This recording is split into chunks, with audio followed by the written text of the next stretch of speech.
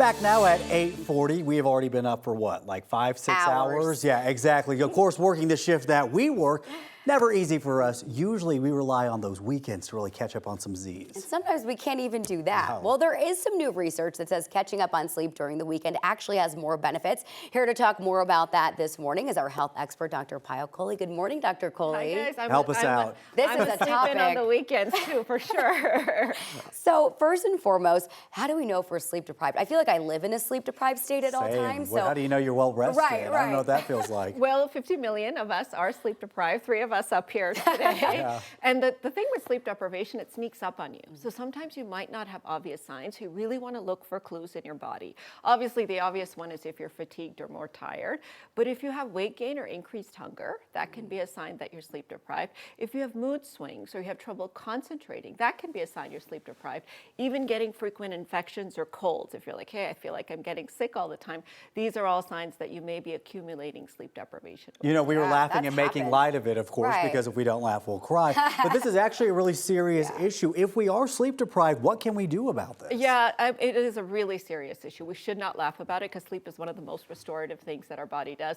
I would say the first thing you can do is track your sleep. So we are lucky to be living in an era where we have all these devices that track our sleep, and we don't know how sleep deprived we are unless we're tracking. So in the medical community, we call it the sleep debt. Just like you look at your bank account every day, you see whether or not you're in debt, you need to actually check your sleep app once a week or once a month to know whether you're accumulating a sleep debt. For most of us, 7 to 9 hours is how much we need, 7 being the minimum.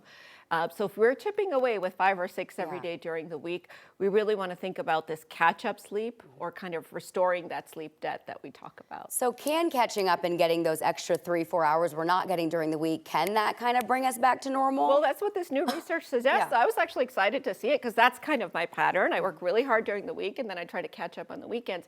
And so this is the first time they're looking at this catch-up sleep very objectively. And they looked at a bunch of, British citizens, followed them for 14 years. Wow. And the ones that caught up with their sleep on the weekends actually had a 19% lower risk of heart disease. Oh, wow. That's incredible. Yeah, so that kind of makes sense, right? We're thinking about restoring our body and all. Now catching up restores us immediately to feel better, but it can disrupt our sleep architecture over time.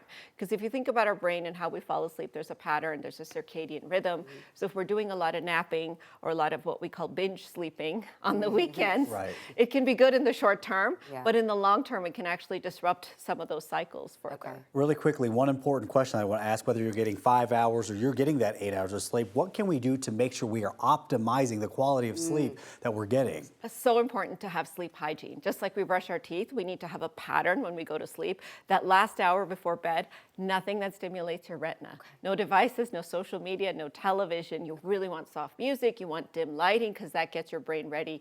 No alcohol, no Benadryl, none of those types of substances at least 3 hours before bedtime. You even want to eat your dinner at least 3 hours before you go to sleep to optimize your sleep. I'll take a Benadryl like an hour before bed to help me get to sleep. You're telling me I should stop doing that. It helps you sleep more, but it disrupts the type of sleep. So you're destroying the architecture. It's not just the quantity, you want quality. And what about, like, because a lot of people use melatonin too. What about that? No, only if you're traveling abroad. Okay. So short term, you need to use a melatonin or you need to binge sleep once in a while here or there, yes, but do not make it a habit. Do not get dependent on melatonin or binge sleeping on the weekend. The other thing I found too is if I take my contacts out an hour before I go to bed and I put my glasses on, it kind of gets my eyes kind of in rest mode a little bit.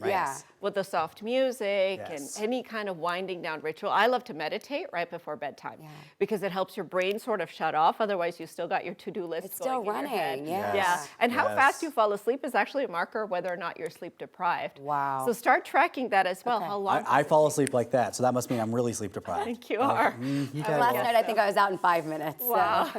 I mean, you are a smart person, Dr. Kohli, but it doesn't take a smart person to tell you, look at these bags under my eyes. Thank you very much. I appreciate that. You can find all of Dr. Kohli's appearances, by the way, on 9news.com/Dr. Kohli.